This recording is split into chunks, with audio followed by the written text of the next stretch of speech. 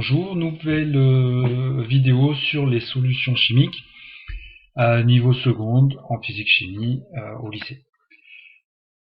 Dans ce chapitre, on va définir ce qu'est une solution chimique. Le terme solution, on le retrouve, il peut avoir plusieurs significations. On va préciser ici en chimie ce qu'on entend par solution. Ensuite, on verra comment quantifier le contenu de ces solutions. Puis, on terminera par deux techniques de préparation des solutions. Alors, une solution chimique, c'est le résultat de la dissolution d'un soluté dans un solvant. Un soluté, c'est une espèce chimique que l'on va mettre dans un liquide, que l'on va voir disparaître dans ce liquide. En réalité, le soluté ne disparaît pas, il se dissout, c'est-à-dire il se disperse dans le liquide. Donc visuellement, on n'a plus d'indice de sa présence, par contre, il est bien à l'intérieur de la solution. Prenons un exemple, du sel que l'on met dans l'eau, ou du sucre ici, sur l'image, que ce soit l'un ou l'autre, ce sucre ou ce sel ne se verront plus dans la solution. Par contre, ils seront bien là. Hein. Si on met du sucre dans un café, et bien ensuite le café a le goût du sucre. Si on met du sel dans l'eau, l'eau a ensuite le goût du sel. Donc, preuve que ces espèces chimiques sont bien là. Qu'est-ce qui se passe entre avoir du sel solide ou du sel dissous? Eh bien, on voit que les constituants du sel, qui sont des ions, sont dispersés dans tout le liquide lorsqu'ils sont dissous. Donc l'eau salée est une solution. Le sel qu'on a mis dedans, c'est lui qu'on appellera le soluté. Et le solvant, dans ce cas-là, c'est l'eau, c'est le liquide qui accueille le soluté et qui lui permet de se dissoudre. Comment quantifier ces solutions? Eh bien, pour quantifier ce qu'il y a dans cette solution, on va pouvoir indiquer la masse de soluté qui s'est dissous. Mais la masse en tant que telle n'a pas une grande signification. C'est plutôt le rapport de la masse de soluté par unité de volume de solution qui a une importance. Je prends l'exemple du sucre dans l'eau.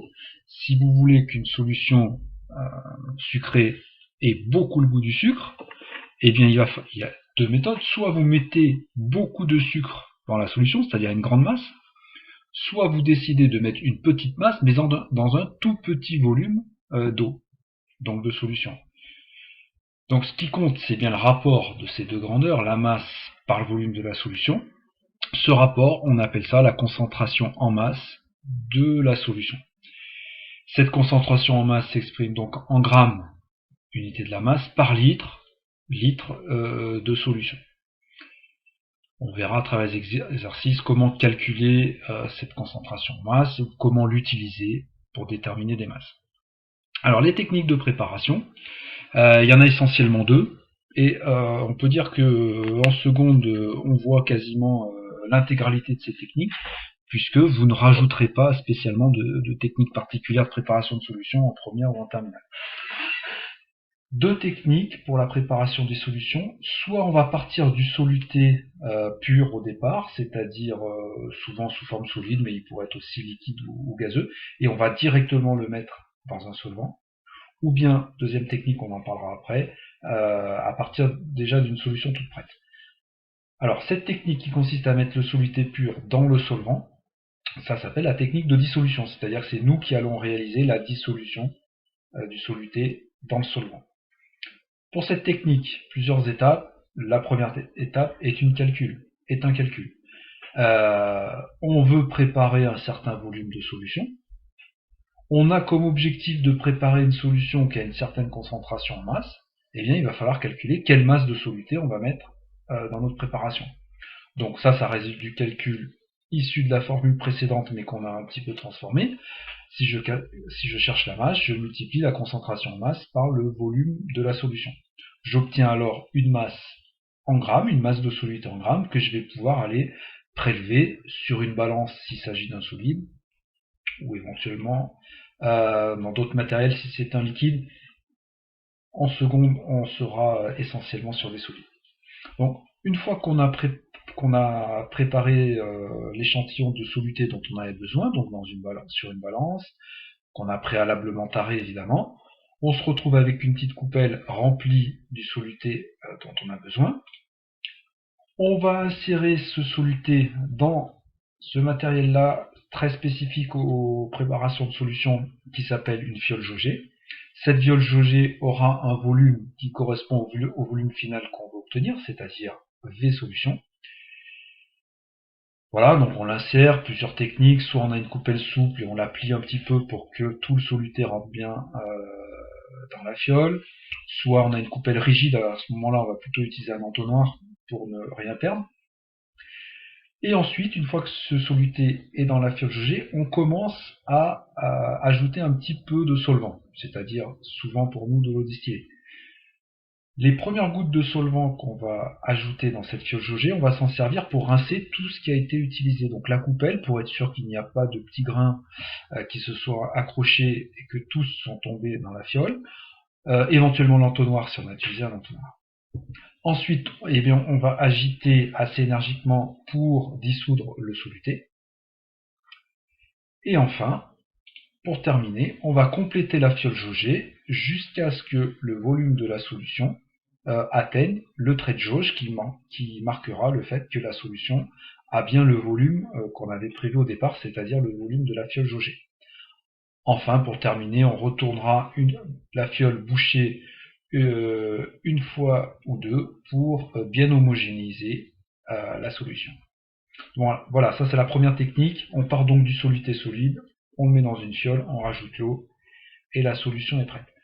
Deuxième technique, on peut déjà avoir la solution toute prête, mais avec une concentration en masse plus élevée que celle qu'on voudrait. Donc dans ce cas-là, on va utiliser la technique de dilution, qui consiste à rajouter du solvant pour rendre la solution moins concentrée, et obtenir ainsi la concentration voulue. On va donc faire cette dilution en définissant différents termes. On va dire que la solution déjà prête au départ s'appelle la solution mère, puisque c'est elle qui va donner naissance à la deuxième solution, qui du coup portera le nom de solution fille. Donc ici, par exemple, cette solution de départ plus concentrée que celle finale s'appellera la solution mère.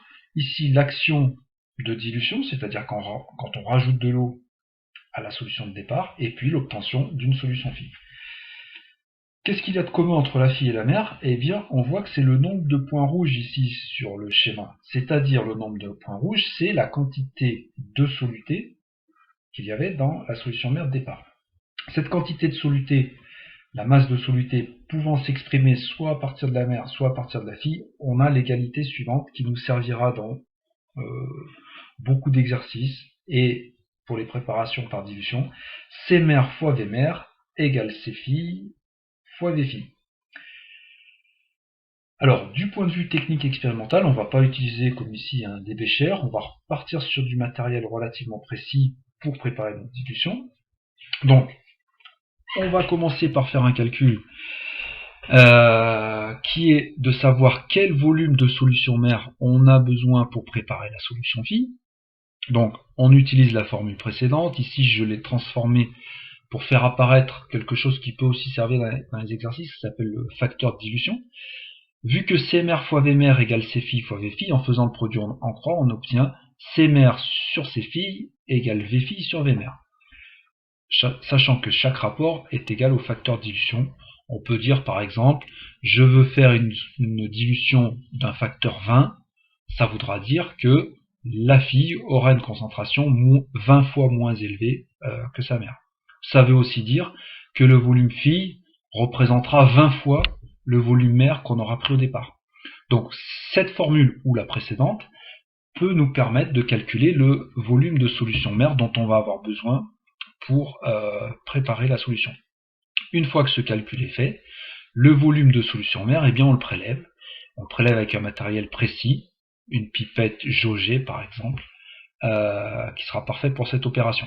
Donc ici la solution mère qui a été mise dans un bécher, on la prélève, enfin en tout cas on prélève le volume qui a été déterminé par le calcul avec une pipette jaugée, puis ensuite ce prélèvement on l'introduit dans une fiole jaugée, on retrouve là le matériel essentiel pour les préparations, qui aura le volume, un volume correspondant au volume final de la solution, c'est-à-dire au volume de la solution fille. Et puis, comme pour la dissolution, on rajoutera l'eau en plusieurs fois en n'oubliant pas d'agiter pour bien homogénéiser la solution, et ce, jusqu'à ce qu'on ait ajouté suffisamment de solvant, c'est-à-dire jusqu'au trait de jauge. Voilà pour ce chapitre sur les solutions. On va poursuivre sur les solutions et leur détermination de quantité.